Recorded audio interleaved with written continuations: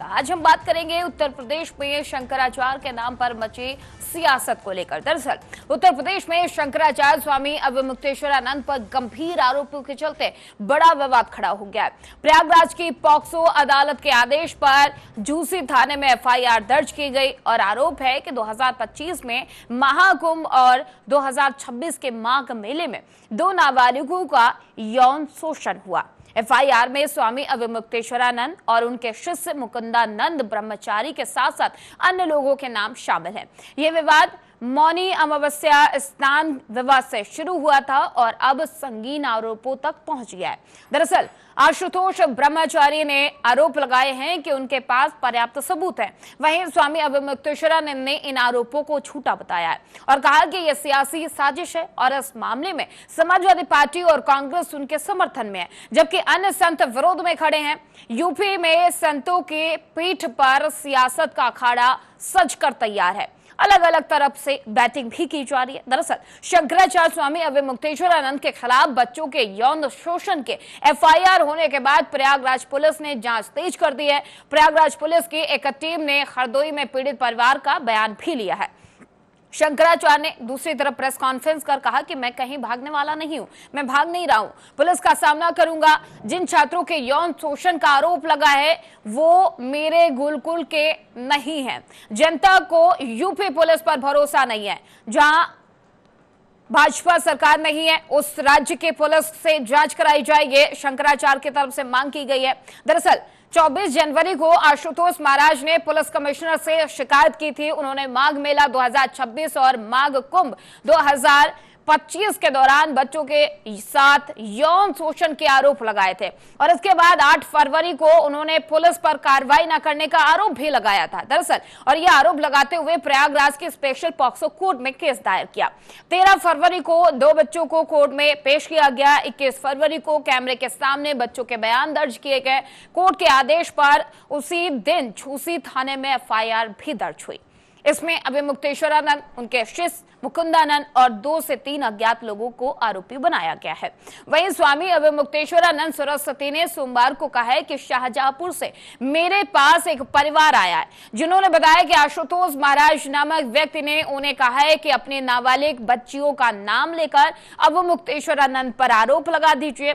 जब उन्होंने मना किया तब उनको धमकी भी दी गई और इस तरह का प्रलोभन देकर या धमकाकर हमारे खिलाफ खड़े करने का प्रयास लगातार किया जा रहा है। ये अवमुक्तेश्वरानंद की तरफ से तमाम बातें कही गई और इसी को लेकर सियासत मची हुई है। एक तरफ उत्तर प्रदेश में प्रशासन अपना काम कर रहा है, जांच तेज कर दी गई है, उन बच्चों का भी बयान दर्ज किया जा रहा है। दूसरी तरफ विपक्ष लगातार ये आरोप लगाते हुए नजर आ रहा है कि अवमुक्तेश्वरानंद के खिलाफ जो मामला दर्ज किया गया है वो पूरी तरीके से झूठ है और क्योंकि पहले से अवमुक्तेश्वरानंद और सरकार के बीच में लगातार ताना बाना जारी था, आरोप प्रत्यारोप का जारी था और इसलिए टाइमिंग को देखते हुए बड़े आरोप लगाए जा रहे हैं। इसी पे करेंगे चर्चा, लेकिन चर्चा से पहले आपको वो तमाम प्रतिक्रियाएं सुनवाते हैं जिसमें अखिलेश यादव, अवमुक्तेश्वरानंद और पीड़ित की तरफ से तमाम बातें कही गई है। क्या कुछ कहा गया है, क्या कुछ प्रतिक्रियाएं आई, चलिए सुनवाते हैं। मतलब है कि कालनेमी जो बैठा हुआ है वो चाहता है कि शंकराचार्य का अपमान करें, इनको जनता की नजर में दोषी सिद्ध करने की दृष्टि से गिरफ्तारी की कार्यवाही करें। तो वो भी, हम तो पुलिस का कोई विरोध नहीं करेंगे, हम उसका सहयोग करेंगे। वो जो करेंगे जनता तो सब देख रही है। देखिए 3 कोर्ट है हमारे लिए, एक निचली कोर्ट है, एक मिडिल कोर्ट है और एक सुप्रीम कोर्ट है। तो जो निचली कोर्ट है वो जनता है, जनता सब देख रही है और निर्णय देने वाली है। जो मिडिल कोर्ट है, हाई कोर्ट, वो हमारा हृदय है। हम जान रहे हैं कि हम गलत हैं कि नहीं हैं। और तीसरे ईश्वर है, सुप्रीम कोर्ट, वो भी देख रहा है कि कौन गलत है कौन सही है। तो ऐसी परिस्थिति में तीनों कोर्ट से हमको क्लीन चिट है। हमारा अंतःकरण हमारे साथ है, स्पष्ट कह रहा है कि तुम निर्दोष हो। ईश्वर की तरफ से भी हमको वही सूचना है और जनता की ओर से भी। ऐसा है कि शाहजहांपुर से एक परिवार आज हमारे पास आया, एक पत्र हमको लिया, हमने उसको पढ़ा। उन्होंने हमारे पूछने पर बताया कि आशुतोष महाराज नाम के व्यक्ति ने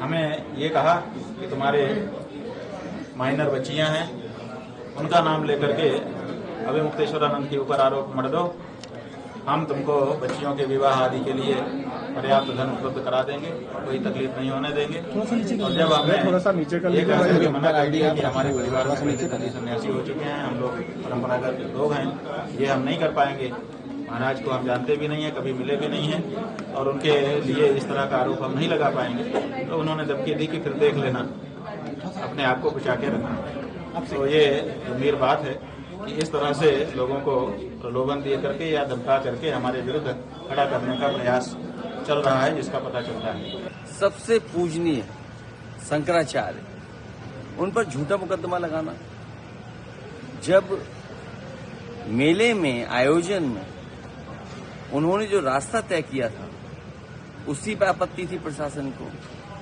और जिन लोगों ने उन्हें स्नान नहीं करने दिया, कार्रवाई उन पर होनी चाहिए थी। सुनने में आ रहा है उनके पक्ष में 2 डिप्टी सीएम आ गए। अगर 2 डिप्टी सीएम उनके पक्ष में हैं तो सरकार कैसे चल सकती है?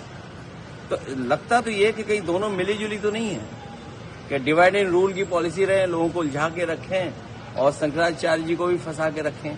दुख की बात है कि हमारे सनातनी धर्म के पूजनीय शंकराचार्य जी के साथ व्यवहार तब हो रहा है जब भगवाधारी हमारे मुख्यमंत्री है। राजनीति धर्म से नियंत्रित होना चाहिए। जब राजनीति अनियंत्रित हो जाती है तब ऐसी घटनाएं होती हैं।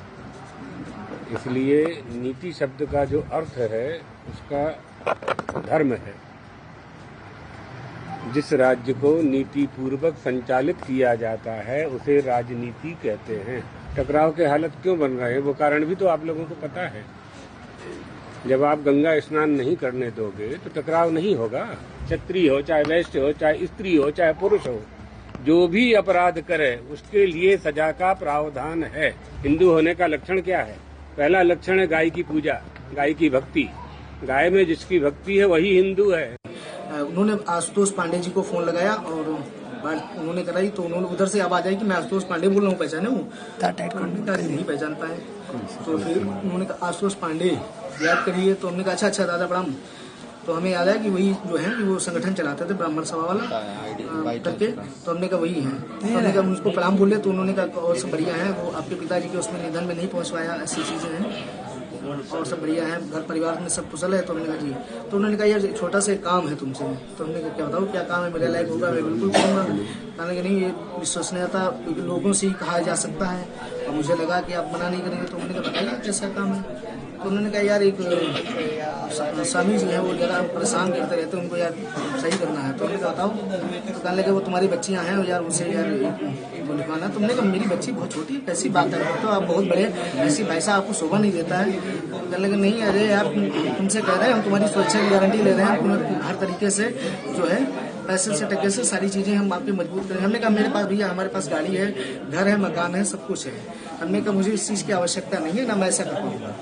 हाँ, तो उन्होंने कहा ठीक है, आपके मेरे लिए जो ऑप्शन और भी खुले हैं। देखिए, माननीय परम पूज्य शंकराचार्य जी हम सबके इस सनातनियों के वो भगवान हैं हमारे, और उनको इस तरीके से इनके ऊपर इस तरह का आक्षेप लगाना, आरोप लगाना, ये भारतीय जनता पार्टी को बहुत महंगा पड़ेगा, और ये पूरी तरीके से भारतीय जनता पार्टी की ताबूत की आखिरी कील होगी। क्योंकि वो ऐसे व्यक्ति हैं जो हमेशा सच बोले हैं। बाबा विश्वनाथ के दरबार में जितने मंदिरों को तोड़वाया मोदी जी ने, बाबा के दरबार में जो अच्छा वटवृक्ष काटा गया, उसका अगर किसी ने डटकर अगर विरोध किया और किसी ने पूरे देश को बताया तो स्वामी मुक्तेश्वरानंद जी ने भी बताया है। और वो अब शंकराचार्य के पद पर बैठे हैं, पूरा देश उनका सम्मान करता है। जो भी ये सब आरोप लगाए जा रहे हैं, उनके चरित्र को हत्या करने के लिए, उनकी चारित्रिक पूरी तरीके से उनके ऊपर जिस तरीके की बात आ रही है, उनके चरित्र को कमजोर करना और ऐसे संत महात्मा, ऐसे परम पूज्य शंकराचार्य पर आरोप लगाना, ये निहायत ही गलत और घटिया मानसिकता है। और इस पूरे मामले को लेकर उत्तर प्रदेश की सियासत गर्मा गई है। एक तरफ सत्ता पक्ष जो ये कह रहा है कि कार्रवाई होने के बाद, जांच होने के बाद तस्वीरें साफ हो जाएगी, विपक्ष खुलकर शंकराचार्य के समर्थन में खड़ा और ये लगातार कहता हुआ नजर आ रहा है कि इन पर आरोप लगाए जा रहे हैं। इसी पर करेंगे चर्चा, लेकिन चर्चा से पहले 3 सवालों पर नजर डालते हैं और इन्हीं सवालों को लेकर करेंगे चर्चा। पहला सवाल, क्या शंकराचार्य विवाद अब धर्म युद्ध में बदल गया है? क्योंकि लगातार हिंदुत्व का भी एक पैगाम दिया जा रहा है, संत समाज बटा हुआ नजर आ रहा है। तो ऐसे में सवाल उठता है कि क्या शंकराचार्य विवाद अब धर्म युद्ध में बदल गया है। चलिए दूसरे सवाल पर नजर डालते हैं, और क्या स्वामी अवमुक्तेश्वरानंद पर संत समाज में ही संघर्ष हो गया, क्योंकि संत समाज दो फाड़ में बटा हुआ नजर आ रहा है। एक समाज वो है संतों का जो अवमुक्तेश्वरानंद के साथ खड़ा है, दूसरा ये कह रहे हैं कि प्रक्रिया जो चल रही है, कानूनी प्रक्रिया चल रही है, उसी का इंतजार करना चाहिए। तो सवाल ये उठता है कि क्या स्वामी अवमुक्तेश्वरानंद पर संत समाज में ही संघर्ष है। चलिए तीसरे सवाल पर नजर डालते हैं और फिर चर्चा की शुरुआत करेंगे। तीसरे सवाल पर अवमुक्तेश्वरानंद पर सियासी घमासान में किसको नफा किसको नुकसान, क्योंकि जाहिर सी बात है 2027 में चुनाव है। चुनाव से पहले लगातार हिंदुत्व को लेकर, संत समाज को लेकर ऐसी बातें करना, ऐसे आरोप, संगीन आरोप लगना, तो ऐसे में सवाल ये उठता है कि अवमुक्तेश्वरानंद पर जो सियासी घमासान मचा हुआ है उससे किसको नफा होगा और किसको नुकसान होगा। इसी पर करेंगे चर्चा। चर्चा में शामिल होने के लिए हमारे साथ तमाम मेहमान जुड़ चुके हैं, एक करके सभी का आपसे तारीफ करवा देते हैं। आपको बता दें कि संपत सारस्वत प्रवक्ता बीजेपी के हमारे साथ जुड़ चुके हैं, आचार्य डॉक्टर मोहित शुक्ला हिंदू धर्म गुरु हमारे साथ जुड़ चुके हैं, अदनान हामिद समाजवादी पार्टी का पक्ष रखेंगे, और ज्ञानेंद्र मिश्रा सुप्रीम कोर्ट के वकील हैं, अधिवक्ता हैं। आप सभी का बहुत बहुत स्वागत है टीवी 100 पर। संपत जी, आपसे ही चर्चा की शुरुआत कर लेते हैं। उत्तर प्रदेश में ये क्या हो रहा है, वो शंकराचार्य जिनको एक दिन पहले आप लोग कहते हैं, कुछ समय पहले आप लोग उनको भगवान की उपाधि देते हैं, डिप्टी सीएम आज भी उनको भगवान की उपाधि दे रहे हैं, और ऐसे में संगीन आरोप लगना, कहा यह जा रहा है कि जानबूझकर ये सब कुछ किया जा रहा है। संपत जी, देखिए, ये बात शास्त्र संगत है कि शंकराचार्य मतलब भगवान शंकर का अंश, महादेव का अंश, परंतु जिस प्रकार से जो घटना सामने आ रही है वो बेहद निंदनीय है, शर्मनाक है, और किसी भी हाल में इस तरह की घटना अगर पाई जाती है जांच के अंदर तो निश्चित रूप से उसके ऊपर उचित कार्रवाई होनी चाहिए, क्योंकि एक लोकतांत्रिक देश है और लोकतांत्रिक देश के अंदर लोकतंत्र से बढ़कर, संविधान से बढ़कर, कानून से बढ़कर कुछ भी नहीं है। तो ये अपराध किसी से भी हो सकता है, और अगर ये अपराध हुआ है तो निश्चित रूप से इसके ऊपर कार्रवाई होनी चाहिए। लेकिन संपत जी, टाइमिंग पे सवाल उठ रहे हैं, क्यों कुछ दिन पहले सरकार के बीच में, शंकराचार्य के बीच में थोड़े सा झड़प देखी गई, एक दूसरे के खिलाफ बयानबाजी हुई, और ऐसे में इस बार संगीन आरोप लगा देना। देखिए, ये मामला कि इसलिए ये संगीन आरोप लगाए जा रहे थे कि वो सरकार के खिलाफ बोल रहे, खुलकर बोल रहे थे, इस वजह से ये आरोप लगाए जा रहे, क्योंकि 2025 में हुआ था ना कुंभ, और उसमें ऐसे शोषण होना, बच्चों के साथ शोषण होना, और अब जाके याद आई आप लोगों को। नहीं, ये तो पीड़ित के ऊपर निर्भर करता है, पीड़ित की शिकायत कब हुई है ये मायने रखता है। पीड़ित की शिकायत के अनुरूप ही आप फिर इस बात को भूल रही है कि कोई भाजपा सरकार या वहां वर्तमान में उत्तर प्रदेश के अंदर जो योगी आदित्यनाथ की सरकार है वो कार्रवाई नहीं कर रही है, कार्रवाई कानून कर रहा है, कार्रवाई पुलिस कर रही है, और पुलिस कार्रवाई किस आधार पर करेगी? शिकायत के आधार पर करेगी। अब जब शिकायत ही अब हुई है तो एक साल पहले अगर कोई घटना हुई है तो उस घटना की कार्रवाई होना कोई सवाल ही पैदा नहीं होता। तो निश्चित रूप से मैंने जैसे आपको कहा कि ये बहुत बड़ा पद है, शंकराचार्य यानी भगवान शंकर का अंश होना, और उसमें इस तरह का जो कुकृत्य सामने आया, इसने वाकई सनातन धर्म को शर्मसार किया है, हम सबको शर्मसार किया है। ठीक है, अभी कैसे शर्मसार कर दिया? अभी आप इस बात को कैसे डिफाइन कर रहे हैं कि शर्मसार कर दिया? अदनान हामिद जी, लेकिन सवाल तो ये उठता है कि अभी कानूनी प्रक्रिया चल रही है, दूध का दूध, पानी का पानी होने दीजिए ना, जांच के बाद पता चल जाएगा कौन सही कौन गलत, उसमें दिक्कत क्या है, होने दीजिए जांच। अदनान जी, देखिए, योगी जी के हाथ में सब कुछ है। योगी जी जिस पे चाहते हैं उसके ऊपर बुलडोजर चलवा देते हैं, जिस पे चाहते हैं झूठे आरोप लगवा देते हैं।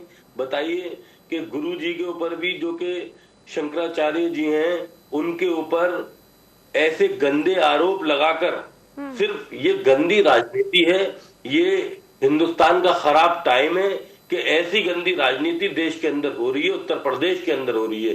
तो ऐसी डिबेट पे, और अभी से ही भाई ने जो है डिसाइड कर लिया कि शर्मसार कर दिया, तो आपने कैसे डिसाइड कर लिया इस बात को? अरे अदनान जी, अखिलेश यादव ये भी कहते हुए नजर आ रहे हैं कि रामभद्राचार्य पर, स्वामी रामभद्राचार्य पर 420 का वो आरोप लगा था, वो हमने पीछे ले लिया, नहीं तो अभी वो जेल में होते। तो इससे ये माना जाए कि जिसके जिसकी सरकार होती है वो उस दौरान वैसे कदम उठाता है कि कब किसके ऊपर मुकदमा दर्ज करवाना है, किसके ऊपर FIR करवाना है, कब कौन सा किसको FIR वापस लेनी है। सारा पूरा उत्तर प्रदेश, पूरा देश जानता है कि ये सारे जो झूठे आरोप लगाए जा रहे हैं शंकराचार्य जी पर, ये पूरा देश जानता है कि लिए लगाए जा रहे हैं।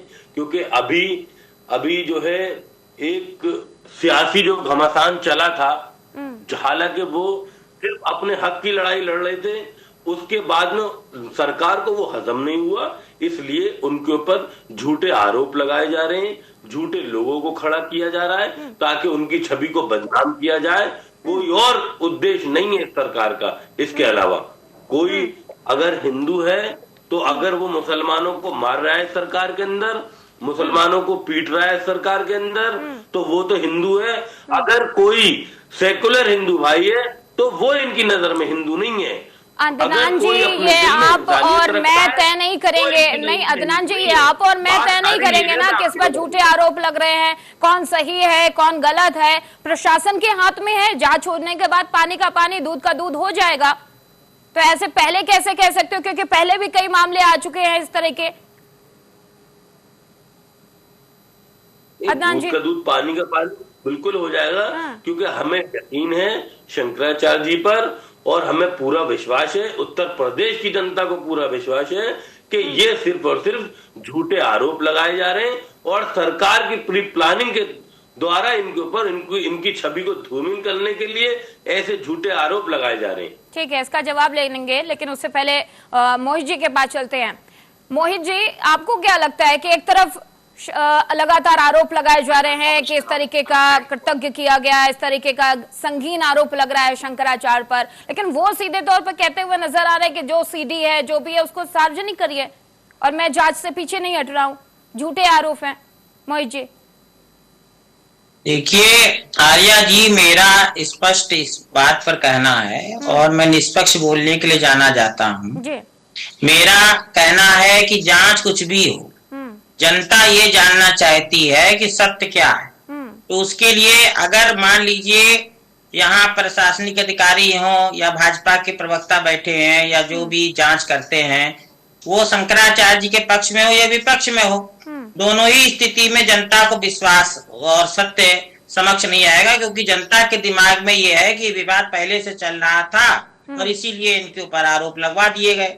तो उसके लिए सबसे बेहतर है कि केंद्र सरकार की CBI से मामले की जांच कराई जाए, सर्वोच्च धर्मगुरु का मामला है। दूसरी बात है कि दूसरे प्रदेश में इस केस को ट्रांसफर किया जाए, जिससे वहां की पुलिस जब जांच करेगी या केंद्र सरकार की एजेंसियां जांच करेंगी, चाहे CBI करे चाहे राव करे, कोई भी करे। आपको भी यूपी पुलिस पर भरोसा नहीं है क्या? आपको भी शंकराचार्य की तरह यूपी पुलिस पर भरोसा नहीं है क्या?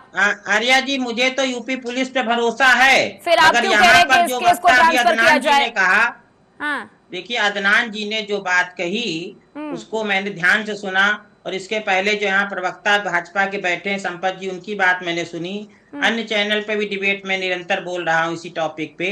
तो सभी की और जनता का जो मत है, विपक्ष का भी आपने वक्तव्य सुनवाया, जिसमें सपा का भी सुना और मैंने जो है वो जो कि कांग्रेस का भी वक्तव्य सुना।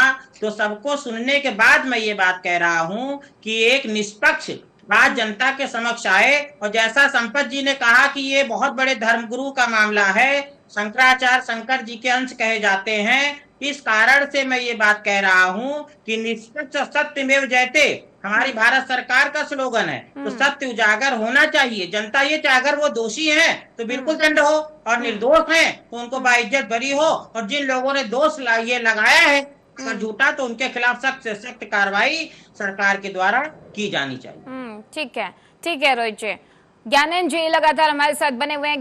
ज्ञानेंद्र जी, इस मामले को अगर थोड़ा बारीकी से समझा जाए, कहा यह जा रहा है कि शंकराचार्य की मुश्किलें बढ़ती जा रही है क्योंकि पॉक्सो के तहत केस दर्ज किया गया, FIR दर्ज किया गया। आप थोड़ा आसान शब्दों में हमारे व्यूअर्स को समझाइए, क्या गिरफ्तारी की जो तलवार लटक रही है, ऐसा कहा जा रहा है कि गिरफ्तारी भी हो सकती है, क्या क्या कदम उठाए जा सकते हैं प्रशासन की तरफ से इस पूरे मामले को लेकर?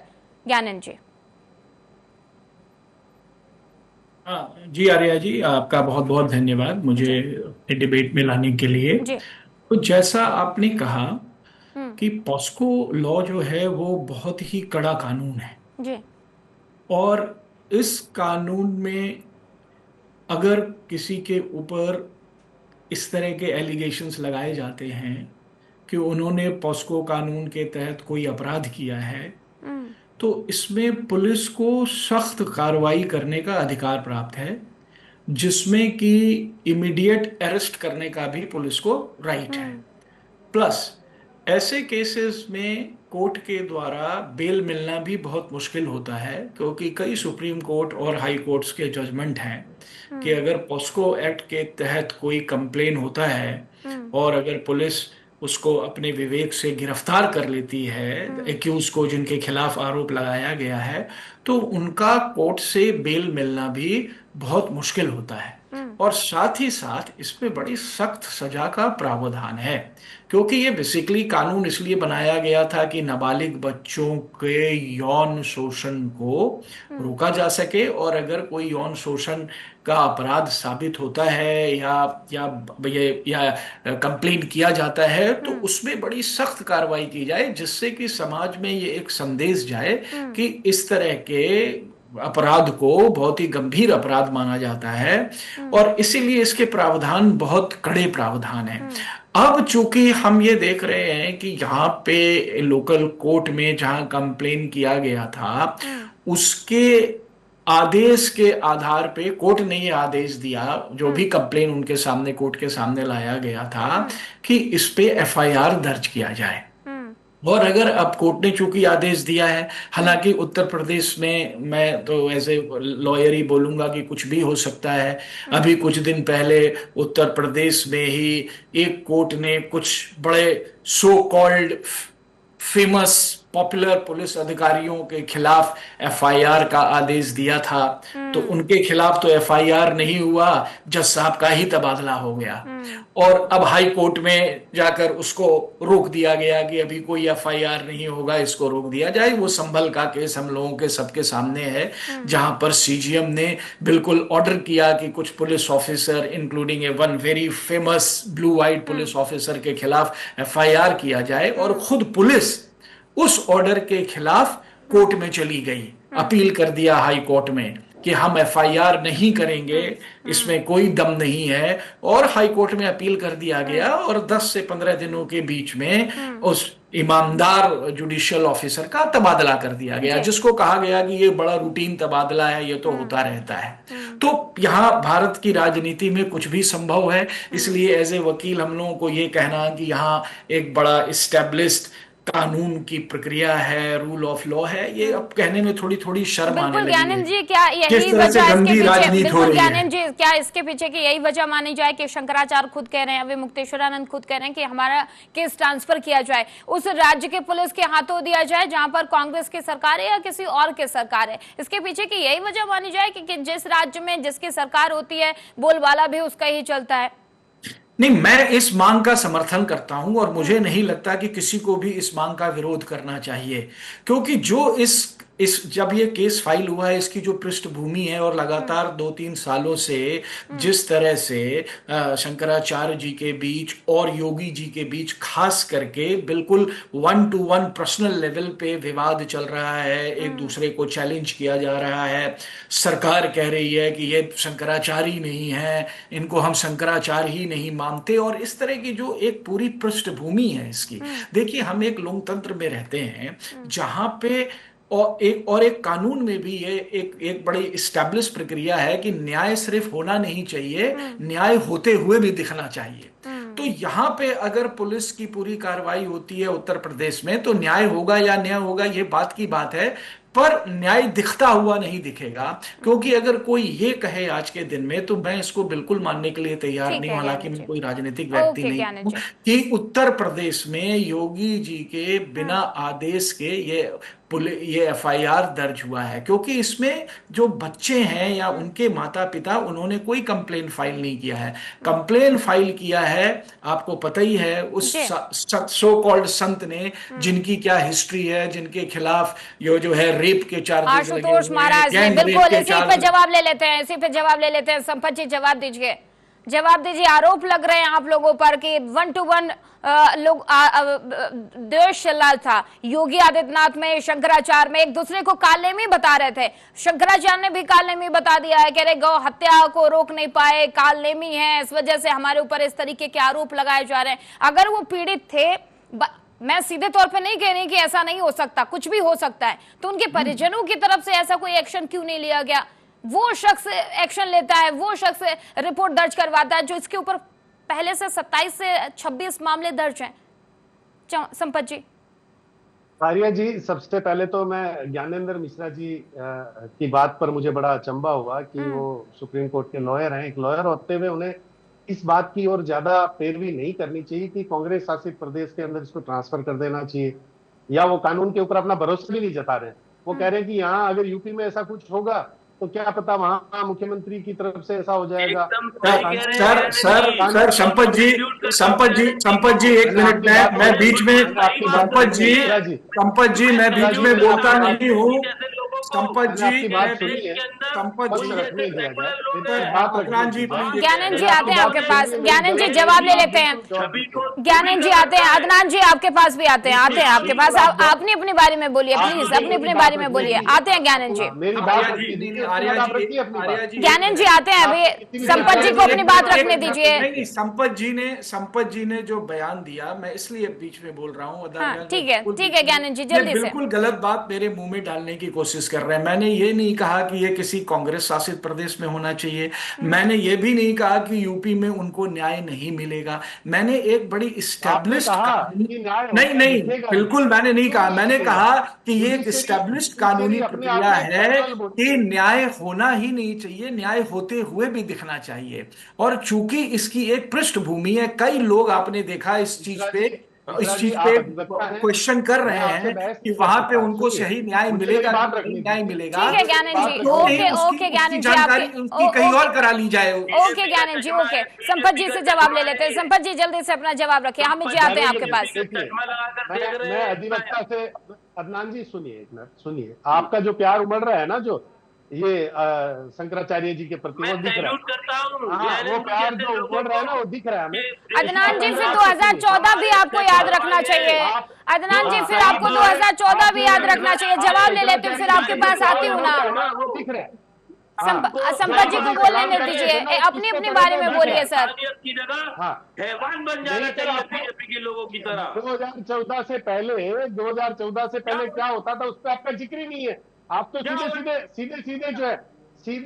जो है आपको तो यही कहकर बिठाया गया है कि नहीं, हमें पक्ष में बैठना है, हमें शंकराचार्य जी के पक्ष में बैठना है। आपको सनातन या संस्कृति के प्रति पक्ष में कौन बैठे? एक गुंडा। अदनान जी आते हैं आपके पास। संपत जी आप अपने सवालों का जवाब दीजिए। अदनान जी रुक जाइए प्लीज, बीच में। शंकराचार्य जी पर आरोप लगाता है, वो एफआईआर करता कड़वा है। होता है, सबको सुनने की क्षमता होनी चाहिए। ये सुनना ही नहीं चाहते, इस तरह से आप किसी भी चीज को विशर्मित नहीं कर सकते। आर्या जी, मेरा ये कहना है कि आज उत्तर प्रदेश देश का 25% हिस्सा है, और उस प्रदेश के अंदर जो नेतृत्व हो रहा है, उस नेतृत्व पे आप सवाल जब उठाएं, जब आप जुडिशियरी जो है, मिश्रा जी अच्छे से जानते हैं, जुडिशियरी एक पैरेलल बॉडी है। आप सीधे यह कह दें कि वो मुख्यमंत्री से प्रभावित रहेगी, फिर सोचिए देश के अंदर 75 साल की इनका राज रहा, और उन्होंने फिर किस तरह से जुडिशियरी को प्रभावित किया होगा। इस तरह से कहना कहीं ना कहीं जुडिशियरी को इफेक्ट। संपत जी इस चीज की मांग तो खुद शंकराचार्य कर रहे हैं, वो कह रहे हैं कि मुझे भरोसा ही नहीं है। शंकराचार्य खुद कह रहे हैं कि हमारा केस ट्रांसफर करिए। ट्रांसफर कहाँ करेंगे? क्या माना जाए कि उनको भरोसा नहीं है? तो वहां उनके साथ न्याय हो जाएगा, कांग्रेस न्याय करेगी उनके साथ। वो कह रहे हैं कि मेरा इसलिए कहना ये ये आरोप है लग रहे हैं, वो कह रहे हैं आरोप पंजाब लगाए के जा अंदर रहे हैं। लोग- संपत जी सुनिए, उन्होंने आर्या जी, सीधे तो सुनिए आर्या जी। सुनिए तो सवाल तो सुनिए, उन्होंने सीधे तौर पर कहा है कि उनके पास कोई व्यक्ति आया था शाहजहांपुर से, उसने कहा है कि आशुतोष नाम के किसी बंदे का फोन आया है, बोला गया है कि अभिमुक्तेश्वरानंद पर शोषण का आरोप लगाइए, मना कर दिया, वो बाइट भी चलाई है मैंने। तो कह रहे हैं प्रेस कॉन्फ्रेंस करके बाकायदा उन्होंने ये आरोप लगाए हैं, इसलिए उनको भरोसा नहीं है आप पर भी और आपके प्रशासन पर भी। वो कह रहे हैं कि उस राज्य के पुलिस को दीजिए जहां पर किसी और की सरकार हो। कोई भी आरोप और प्रत्यारोप जब रहता है ना, तो पक्ष रखने का अधिकार जिस प्रकार से पीड़ित को है, उस तरह से जिस पे आरोप लगाया उनको भी है जी। और इस लोकतंत्र की यही खूबसूरती है कि दोनों को मौका दिया जाएगा। अगर शंकराचार्य जी जो है, जिनके ऊपर आरोप लगा है, जांच का विषय है, जांच होने देते हैं, जांच होगा, अपने आप दूध का दूध पानी का पानी हो जाएगा। लेकिन इसकी आड़ में अदनान जी जिस प्रकार से मिश्रा जी को सैल्यूट कर रहे हैं, मिश्रा जी किसी चीज में और ट्रैक पर ले जाने की कोशिश कर रहे हैं, मेरा निवेदन यही है कि इसको कहीं भी न जाइए। जुडिशियरी अपना काम कर रही है, पुलिस प्रशासन अपना काम कर रही है, और वो पुलिस प्रशासन और जुडिशियरी को अपना काम करने दिया जाए। अगर शंकराचार्य जी आरोपी है तो उनको सजा होगी।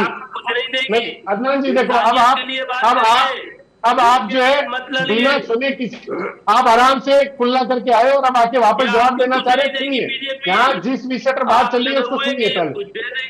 अरे इंसानियत देखो आर्या जी इनको यही कहा गया है कि हमें शंकराचार्य जी का पक्ष लेना है और इसीलिए सलाम ठोक रहे हैं, कभी से कुछ कह रहे हैं। बात को सही ट्रैक पे चलने दीजिए। ये लोकतांत्रिक देश है, यहाँ पर पहले भी न्याय हुआ है, किसी के साथ अन्याय नहीं हुआ है और न्याय होगा।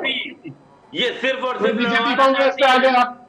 मैं बीजेपी कांग्रेस की तरह नहीं, मैं जो एक लोकतांत्रिक देश के अंदर जिस प्रकार से जुडिशियरी के हिसाब से जो कार्यवाही होनी चाहिए, वो चश्मा यहाँ लगाते हैं, चश्मा यहाँ लगाते हैं।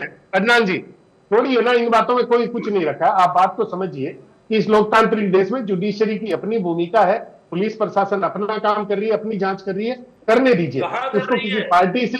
इसको किसी पार्टी से सरकार से जोड़कर आप कहीं ना कहीं जो है जांच को सरकार से पार्टी से इसलिए जोड़ा जा रहा है कि टाइमिंग को लेकर सवाल उठ रहे हैं। अगर शोषण हुआ था, अगर इस तरीके के संगीन आरोप लगते तो महाकुंभ से पहले लग सकते थे, क्योंकि महाकुंभ में 2025 में कहा जा रहा है कि इन बच्चों के साथ शोषण हुआ, उसके बाद 2026 में जब ये कुंभ हुआ उस दौरान कहा जाए, तो इतना लंबा समय फिर सरकार और शंकराचार्य के बीच में जो द्वेष देखा गया, 1-to-1 लड़ाई हुई, इसकी वजह से आरोप लग रहे हैं आप पर और आपकी पार्टी पर। देखिए आर्या जी, ये एक बिल्कुल ये कोइंसिडेंस है कि जिस प्रकार से उत्तर प्रदेश के अंदर जो हम गतिरोध देखने को मिल रहा है, उसी दौरान में इस तरह का केस बाहर निकल कर आना। लेकिन ये जो है जिस प्रकार से अदनान जी और ये कहने का प्रयास कर रहे हैं कि ये मैनिपुलेटेड है, ये क्रिएट किया गया है, अगर हम इस तरह से कहने लग जाएंगे तो फिर तो न्याय की कोई आशा ही नहीं रहेगी। फिर तो कोई भी व्यक्ति किसी भी मजबूत आदमी के खिलाफ कार्रवाई करने की हिम्मत ही नहीं करेगा फिर तो। ठीक है संपत जी, अदनान जी से जवाब ले लेते हैं। अदनान जी, अगर आप लोग कह रहे हैं कि भगवान है, भगवान तो लोग आशाराम बापू को भी मानते थे, राम रहीम को भी प्रेमी और भगवान मानते थे। अब लास्ट में क्या हुआ, जांच हुई और मामला कहाँ निकला, जेल में है वो। अगर इस तरीके का कुछ होता भी है तो जांच होने दीजिए ना सर। आप लोग पहले से थोड़ी बोल देंगे या आप डिसाइड करेंगे, हम आर्या चतुर्वेदी थोड़ी डिसाइड करेंगे कि आरोप लग रहे हैं, झूठे आरोप लग रहे हैं। अगर ऐसा कुछ है तो जांच होने दीजिए, उसके बाद हो जाएगा क्लियर, तस्वीरें साफ हो जाएंगी। क्योंकि पहले भी कई मामले ऐसे हो चुके हैं ना अदनान जी। जांच के लिए किसी ने मना नहीं किया। खुद शंकराचार्य जी ने कहा है कि मैं खुद पुलिस की स्वयं मदद करूंगा, जो पुलिस को मेरी मदद चाहिए पूरा कोऑपरेट करूंगा। आप ये देखिए कि कितने इस केस को कितना टाइम हो गया जब इनको नहीं दिखा कि किसी के साथ में क्या हुआ है क्या नहीं हुआ है। जब शंकराचार्य जी ने अपनी सही बात रखी जनता के बीच में, जब बीजेपी को गुस्सा आया उनके ऊपर या उनके मतलब जनता को उन्होंने सच दिखाया, तब इनको ये दिखता है कि पूरा प्री प्लान करके एक शंकराचार्य जी के ऊपर, देश के धर्म गुरु के ऊपर उनकी छवि को गंदा करने के लिए ये ऐसे आरोप लगाते हैं। ये सिवाय राजनीति के अलावा कुछ नहीं है। क्योंकि इस बात को उत्तर प्रदेश की जनता, देश की जनता सब जानते हैं, सब देख रहे हैं कि क्या चल रहा है उत्तर प्रदेश के अंदर। अदनान जी, स्वामी भद्राचार्य पर जब केस दर्ज करवाया गया आपके सरकार में, तब क्या उन पर भी आरोप लगाए गए थे? और अखिलेश यादव खुला तौर पे कह रहे हैं कि गलती कर दी जेल से, उन्हें जेल में होना चाहिए था। तो ये माना जाए कि जिसकी सरकार होती है वो बचा लेती है कि ठीक है ये बड़े संत हैं तो ये हमारे सपोर्ट में खड़े हैं, जनता हमारे साथ आ जाएगी, वोट बैंक की राजनीति हो जाएगी, इनको माफी कर दीजिए। क्या आम जनता के साथ भी ऐसा करते हैं आप लोग, या फिर बड़े लोगों के साथ ही ऐसा होता है, या सरकार जिसकी होती है वो डिसाइड करता है? बड़े लोगों की बात है। देखिए, कोई अखिलेश यादव जी ने क्या कहा, आप दोबारा उसको सुनिएगा। अखिलेश यादव जी ने ये कहा था कि उस टाइम जांच में जो पाया गया उनसे मुकदमा वापस ले लिया गया। क्यों लिया गया मुकदमा वापस? आप लोग डिसाइड करेंगे। उनको जेल में रहना चाहिए था जिस आदमी के ऊपर 26 से 27 मुकदमे हो, क्योंकि वो आदमी बार बार और एक स्वामी आचार्य जी के ऊपर जो एक अच्छी छवि के व्यक्ति हैं, जो इस देश के धर्म गुरु हैं, उनके ऊपर आके जो पीड़ित परिवार है उसको कोई दिक्कत नहीं है।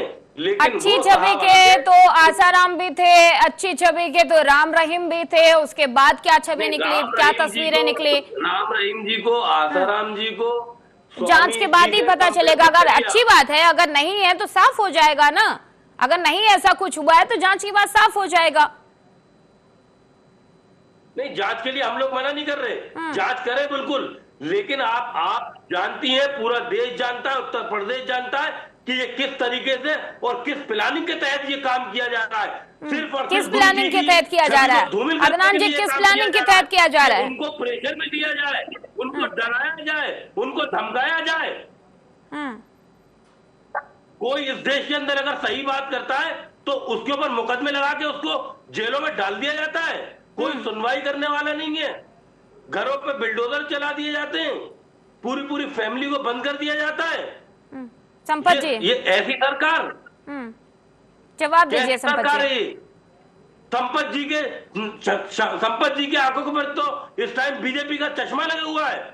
ज्ञान जी ने इतनी अच्छी बात कही, उनको वो भी गलत लग रही है। शर्म आनी चाहिए बीजेपी को। संपत जी जवाब दीजिए। अदनान जी सुनिए, मैं अपनी मेरी बात पर कायम हूँ। मैं इतना कहना चाहता हूँ कि जुडिशियरी को राजनीति के चश्मे से देखकर कटघरे में खड़ा करना गलत है। जुडिशियरी अपना काम कर रही है, करने दीजिए।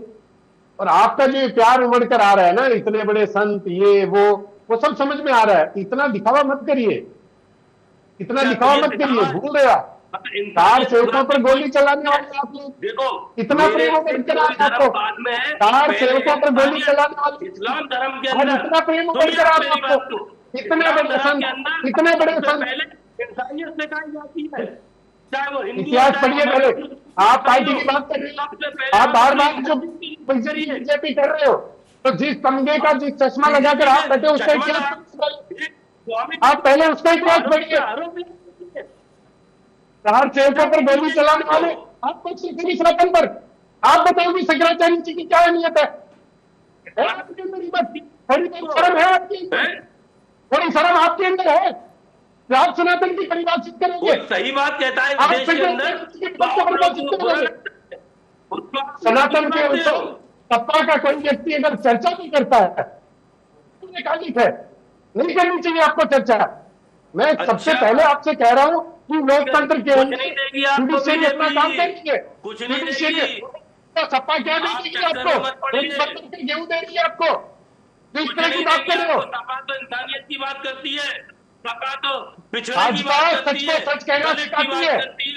आप कितने नहीं करती है सपा, विरोध के नाम पर आप सिर्फ संयुक्त मारने आ करती है।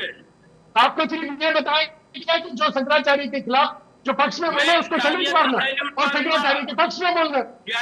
आपने अब तक रखी अपनी अदनान जी, आपने अब तक गुंडे के ऊपर मुकदमा की, अब तक आपने जुडिशियरी की बात नहीं की, अब तक आपने इस बात को लेकर चर्चा नहीं की कि हाँ कानून के हिसाब से कानून चाहिए। मुकदमा नहीं होगा।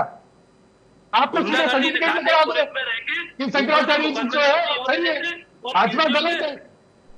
ये राजनीतिक मंच नहीं है, बीजेपी ये राजनीतिक मंच नहीं है। जो गलत है उसके ऊपर न्यायिक प्रक्रिया के अनुसार कार्रवाई होनी चाहिए, उसके ऊपर कार्रवाई होनी चाहिए। आपकी ये दुआ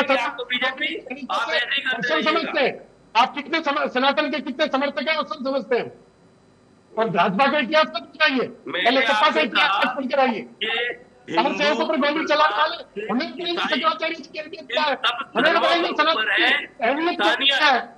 हमारा इस्लाम धर्म जो है वो इंसानियत सिखाता है कि आपके दिल में इंसानियत होनी चाहिए। आगे वापस ये नहीं देख सकते कोई हिंदू है, आगे ना ट्रेक पर वापस है, आप वापस ट्रेक पर आ गए, जैन है, बौद्ध है, आप ये नहीं देख सकते। अगर कोई इंसान तकलीफ में है तो आर्य जी, उसकी मदद इनके पास करनी जो चाहिए। मुद्दा था, ये इनको है जितना इस्लाम। समय, जितनी चाबी इनके अंदर भर के भेजी थी इनके आकाओं ने, वो चाबी का समय इनका खत्म हो गया। इनको ये कहकर भेजा था कि पैनल में जो शंकराचार्य जी के पक्ष में बोले उनको सलाम ठोकना है, आप मेरी बात और आपको कैसे भी करके भाजपा को गलत ठहराना, भाजपा की प्रवक्ता को या भाजपा के पक्ष में बात रखने वालों को टारगेट करना। आचार्य जी ने कितनी बढ़िया बात कही, आचार्य जी ने कहा कि लोकतंत्र के हिसाब से जो है कार्रवाई होनी चाहिए। संपत जी, लेकिन जब डिप्टी आपके डिप्टी सीएम उनको भगवान बोलते हैं तब क्या वो ड्रामा नहीं था? अगर सपा पार्टी ड्रामा कर रही है आपके हिसाब से, ठीक है आप लोग आपस में लड़ते रहिए, लेकिन उससे पहले हम ज्ञानेंद्र जी के पास जाते हैं, और रोहित जी भी लगातार जुड़े हुए हमारे साथ, मोहित जी भी लगातार हमारे साथ बने हुए हैं। ज्ञानेंद्र जी, इस तरीके के मामले लगातार अगर आते हैं किसी राज्य में तो देखा जाता है एक जिसकी सरकार होती है वो प्रशासन के सपोर्ट में खड़ा होता है, विपक्ष लगातार इसको आड़े हाथों लेता है। आपको लगता है कि इससे राजनीति से इतर होकर ये मामला कोर्ट में है तो कोर्ट की कार्रवाई होनी चाहिए, जो प्रोसेस है वो होना चाहिए कि किसका बयान दर्ज करवाना है, आगे की प्रक्रिया क्या है? ज्ञानेंद्र जी। नहीं, देखिए बिल्कुल आप सही कह रही हैं। हर केस के दो पहलू होते हैं, एक जो है वो उसका प्योर कानूनी पहलू है, और चूंकि ये मामला जिस स्तर पे जिस व्यक्ति से रिलेटेड है उसके राजनीतिक पक्ष भी आएगा, उसको आप बिल्कुल मना नहीं कर सकती, लेकिन कानून अपनी तरह से काम करता है और राजनीति अपनी तरह से काम करती है। मैंने बिल्कुल जो कानूनी प्रक्रिया है उसके संदर्भ में बोला, मैं कोई राजनीतिक व्यक्ति नहीं हूं। चूंकि संपत जी ने बड़े कानून के प्रति प्यार और रूल ऑफ लॉ और जस्टिस और ये, इसलिए मैंने एक एग्जांपल दिया कि सरकार कानून को भी सिलेक्टिवली अप्लाई करती है। जब एक कोर्ट ने एफआईआर का आदेश दिया तो एफआईआर नहीं हुआ, दूसरे कोर्ट ने दिया तो हो गया, तो ये सरकार ने ही किया ना, कानून ने तो नहीं किया। कोर्ट ने तो दोनों ही केसेस में एक ही ऑर्डर किया कि आप इनके खिलाफ एफआईआर कीजिए, जैसे आज किया। तो अगर सरकार कानून के प्रति इतना सम्मान रखती है तो उसको कहना चाहिए था कि ठीक है कोर्ट ने आदेश दिया है, इसको माना जाए और एफआईआर सबके खिलाफ किया जाए। ऐसा होता नहीं है। हजारों राजनीतिज्ञ बैठे हैं, बड़े बड़े मंत्री बने बैठे हैं जिनके खिलाफ संगीन आरोप हैं, जिनके खिलाफ हजारों करोड़ों रुपए के घोटालों का आरोप है, लेकिन उनके खिलाफ कोई कार्रवाई नहीं होती। तो जब हम बात करते हैं और एक बौद्धिक स्तर पे बात करते हैं तो बार बार ये इतनी थ्योरेटिकल बात करना कि कानून का राज है, कानून अपना काम करेगा, ज्ञानेंद्र जी आपके बातों से ये समझा जाए कि आप ये कहने की कोशिश कर रहे हैं कि यूपी में जब भी कुछ ऐसे काम होता है तो सरकार कोर्ट के विरुद्ध रहती है? नहीं, मैं बिल्कुल ये नहीं कह रहा हूं। मैं ये कह रहा हूं कि कोर्ट ने अपनी कार्रवाई की है। कोर्ट, आप हम चाहें या ना चाहें, जो कानूनी कार्रवाई है वो चलती रहेगी और वो चलनी चाहिए। कोई अगर दोषी है तो वो उसका दोष होगा, जो एक्यूज है उसको राइट है, कानून में हमारे संविधान में उसको कई तरह के राइट्स हैं। वो जो कंप्लेन फाइल हुआ है उसको भी चैलेंज कर सकता है कि ये झूठा कंप्लेन है। जो एफआईआर फाइल हुई है उसके कॉसिंग के लिए वो हाईकोर्ट जा सकता है कि ये जो एफआईआर मेरे खिलाफ हुआ है ये गलत एफआईआर है, इसको कॉस किया जाए। वो हाईकोर्ट के ऑर्डर के खिलाफ सुप्रीम कोर्ट जा सकता है। अब संपत जी बता रहे थे हर एक्यूज को ये भी अधिकार है कि उसको अगर लगता है कि किसी राज्य में उसको कानूनी निष्पक्षता नहीं मिलेगी तो वो सुप्रीम कोर्ट में जाके अर्जी लगा के ये कह सकता है कि मेरे ज्ञानेंद्र जी ऐसा प्रोसेस हो सकता है कि अगर कोई डिमांड करे कि यहाँ के पुलिस, यहाँ का प्रशासन हमारे खिलाफ ही काम करेगा तो ये केस ट्रांसफर हो सकता है कोर्ट के आदेश? बिल्कुल सुप्रीम कोर्ट को ये अधिकार है हमारे संविधान में। किसी भी व्यक्ति को ये अधिकार है कि वो सुप्रीम कोर्ट में जाके ये गुहार लगा सकता है कि हमारे केस को या तो सीबीआई को दे दिया जाए, सेंट्रल एजेंसी को दे दिया दिया जाए या इस स्टेट से बाहर करके किसी और स्टेट में दे दिया जाए, क्योंकि मुझे यहाँ के सरकार और पुलिस पे कोई कानून, कोई कोर्ट के बारे में नहीं कहता है कि मुझे कोर्ट पे विश्वास नहीं है। लोग कहते हैं कि सरकार या पुलिस प्रशासन पे मुझे निष्पक्षता का विश्वास नहीं है, और सुप्रीम कोर्ट को ये राइट है और ये हमारे संविधान में आपको, हमको, सबको ये राइट है। इसीलिए ये कहना कि नहीं हम विश्वास करें और कोई इस तरह की बात ना करे, इस तरह की बात तो कानून ने आपको ये अधिकार दे रखा है। और अगर शंकराचार्य जी खुल के ये बोल रहे हैं कि मुझे यहाँ की पुलिस पे, यहाँ के प्रशासन पे भरोसा नहीं है, और इस केस की पुलिस की बात कर रहे हैं, इस केस का इन्वेस्टिगेशन सीबीआई से या किसी और स्टेट में कराया जाए, तो ये उनका कानूनी अधिकार, आप उनसे इस अधिकार को छीन नहीं सकते। बिल्कुल ज्ञानंद जी, उनका काम है कि वो माने नहीं माने। बिल्कुल ज्ञानंद जी, और लगातार इस पर कानूनी प्रक्रिया जारी है। मोहित जी धर्मगुरु हमारे साथ बने हुए हैं। मोहित जी, अगर आपसे पूछा जाए इंडिविजुअली आपकी राय क्या है इस पूरे मामले को लेकर, क्योंकि दो फाड़ हैं, धर्मगुरुओं के भी, संतों के भी और शंकराचार्य के भी, एक सपोर्ट में खड़े हैं, एक विरोध में खड़े हैं। आपको लगता है कि शंकराचार्य के साथ जो हो रहा है वो सही है या गलत है? आपकी, अगर आपकी पर्सनल राय पूछी जाए इस पे मोहित जी। आर्या जी, मैं अपनी पर्सनल राय आपने पूछी तो मैं बिल्कुल बताऊंगा। मैं सबकी बात बहुत ध्यान से सुन रहा था। मैं बताऊं कि ये जो हो रहा है बिल्कुल गलत हो रहा है, और ये सनातन के लिए बड़ा ही दुखद हो रहा है, और भारत राष्ट्र का अपमान संपूर्ण विश्व के समक्ष हो रहा है। हमारे सर्वोच्च धर्म गुरु के ऊपर अगर ये आरोप लगा है, देखिए एक उदाहरण में दे दूं, कद्दू पर चाकू आप गिराइए चाहे चाकू पे कद्दू गिराइए, घटना कद्दू को ही है। दोनों स्थितियों में सवाल तो ये खड़ा होता है ना कि संतों में भी दो फाड़ हो गए। मोहित जी, अगर गलत हो रहा है तो संतों में भी दो फाड़ हो गए, एकजुट क्यों नहीं हो जाते आप लोग? फिर मेरी बात हो जाने दीजिए। मैं आपको बता रहा हूँ क्यों नहीं। मैं हर प्रश्न का उत्तर देने को तैयार हूँ। आप जो मुझसे पूछेंगे मैं बताऊँ, मगर मैं अपनी बात कह लूँ। बिल्कुल, आज 57 कंट्रीज इस्लामिक कंट्रीज हैं वर्ल्ड में, एक भी हिंदू राष्ट्र नहीं है। दूसरी तरफ 100 के आसपास ईसाई देश हैं, उनके सर्वोच्च धर्मगुरु पोप हैं, और इस्लामिक धर्मगुरु भी विश्व में बैठे हैं। इस समय सनातन पे हंस रहे हैं कि ये हिंदू, जो हिंदू राष्ट्र की बात कर रहे थे, भारत में आपस में ही लड़ भिड़ रहे। आज हम हंसी का पात्र विश्व के सामने बने। अगर शंकराचार्य दोषी भी सिद्ध हो जाए तो भी हिंदू धर्म, सनातन धर्म का अपमान है। लेकिन मोहित जी, योगी आदित्यनाथ खुद संत है। मोहित जी, योगी आदित्यनाथ खुद संत है। बीजेपी हिंदुत्व का झंडा लेकर आगे चलती है, वो क्यों ऐसा करेगी? देखिए, भाजपा हिंदू राष्ट्र की बात करती थी, बटेंगे तो कटेंगे की बात करती थी। भाजपा के एक है तो सेफ है। मोदी जी ने कहा, मैंने हमेशा समर्थन किया। मगर सपा सरकार थी, उसने भी शंकराचार्य जी को डंडे मारे, और अब भाजपा सरकार में भी शंकराचार्य जी का शंकराचार्य पद की मैं बात कर रहा हूँ। मैं स्वामी अविवेकानंद सरस्वती जी की बात नहीं कह रहा हूँ। शंकराचार्य का पद कोई खिलौना है?